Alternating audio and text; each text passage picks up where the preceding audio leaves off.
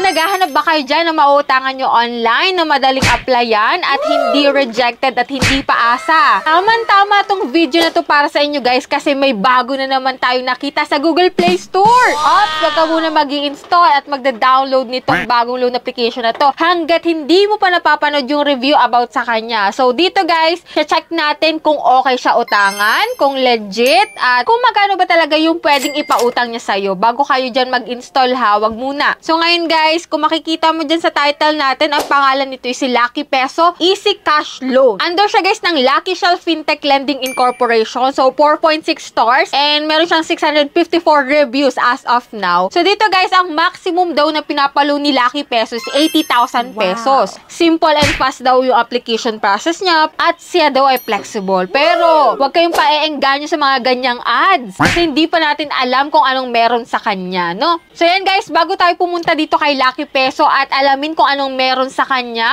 So, nung Monday po, in-announce ko na yung ating 5 lucky winners for this week. Kaya kung hindi mo pa napapanood tong video na to, i-check mo yung pangalan mo dyan kasi baka isa ka na sa lucky winners natin. So, naka-insert dun sa video yung mga nanalo guys, no? At kung hindi mo naman nakita yung pangalan mo dyan guys, huwag kang mag-alala, may next Monday pa. So, stay connected. Patuloy lang po sa pag-like at sa pag-iwan ng comment dyan about sa na-experience mo sa pag-utang sa isang ola. Ganun na i-comment nyo guys para madali kayong mapili ng ating YouTube comment picker, no? May mga keyword kasi ako nilalagay para alam ko talaga na ganun yung comment nyo. So, tuwing Monday po yung ating announcement and sa last Monday of the month naman, may isang mananalo sa ating pa-cellphone giveaway na pwedeng i-convert into cash kung ayaw mo ng cellphone. So, napakasimple ng ating mechanics na subscribe, like, at comment lang. And yan, punta na tayo dito sa bagong loan application na pag-uusapan natin ngayon. Kaya, kung interesado ka na mangutang dyan online, tapos hindi ka pa nakakapag-decide kung anong loan application yung a-applyan mo, so keep on watching.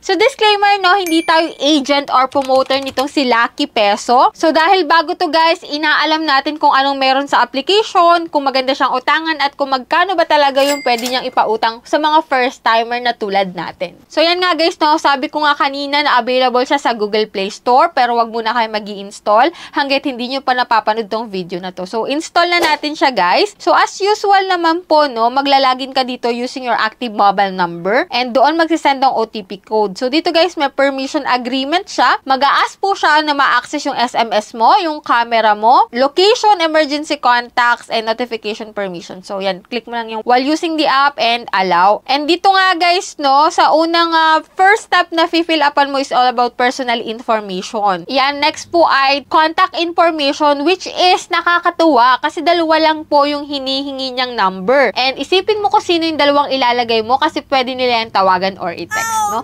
So, goods to sa akin tong loan application na dalawa lang yung hinihingi. Minsan kasi 3, 5, ganun. And after nun guys, ito, employment information. About lang po ito sa pinagtatrabahuhan mo. Hindi na po dito hihingi ng payslip or other documents, no? So, basta fill upan mo lang tong mga to. Yan, next natin is ID information. Ano nga ba yung ID na pwede dito? So, isa lang naman yung hinihingi nila na valid ID. So, ito guys is national ID, driver license, UMID, PhilHealth, TIN card, passport, voter's ID, postal ID, SSS, and PRC ID yan. Click mo lang yung submit after mo makapili and mag-facial recognition ka na. So, dito guys, sa receiving amount, dito mo po ilalagay kung saan mo pwedeng ma-receive yung pera mo. At dito ka rin pwedeng magbayad. It's either GCash, Maya, or GrabPay, or bank, no? So, dito nakalagay, the loan amount being evaluated. Please be patient. So, refresh lang natin yan. And dito nga, nakapag-antay tayo ng ilang minutes and yan, lumabas na dito yung desired loan amount. So, maganda tong loan application na to kasi papakita sa atin yung loan details. Unlike nung mga na-fill upan natin nung una, na nanguha lang ng information tapos at the end, rejected pala. And iyan, ito, goods to kasi, oh. Yun nga lang, guys, ang nakakalungkat lang dito, hindi ko ma-slide yung loan amount. 600 lang po talaga para sa first time yung marireceive natin. Pero, hindi ko sure kung 600 lahat tayo kasi depende pa rin naman yung amount nito sa documents na ipapasa natin. Minsan kasi, magkakaiba ng loan amount na ina-approve. So, dito guys, 600, kung 600 man yan, hindi mo po buong matatanggap yan. Kasi dito guys, may mga ibabawas sila. So, click lang natin to guys na loan term. Yan, 125 days daw. Pero hindi po talaga yung 125 days. Huwag kayong umasa. Commonly po, 7 days lang to, no? Click natin yan and yan. May mga fee po dito which is 250 to lahat-lahat. Ang ibabawas do sa 600 pesos. So, interest po na 12 pesos. Service fee na 114.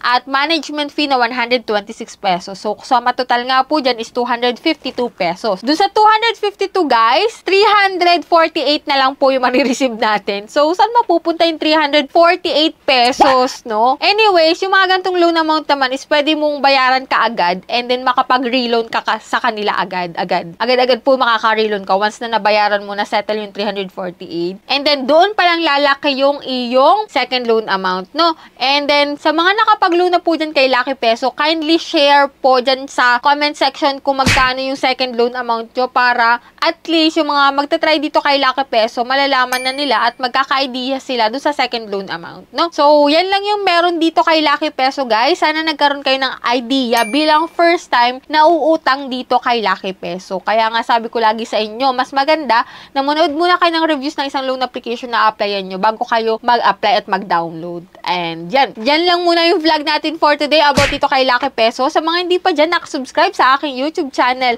naku, pakiclick na po yung subscribe button. I-on mo na rin po yung notification bell para updated ka sa mga gantong usapan about sa mga utang, sa mga loan app, and lalong-lalo na sa mga naglalabasan ngayon na OLA. So that's it. Bye-bye na muna for now, guys. See you on my next vlog.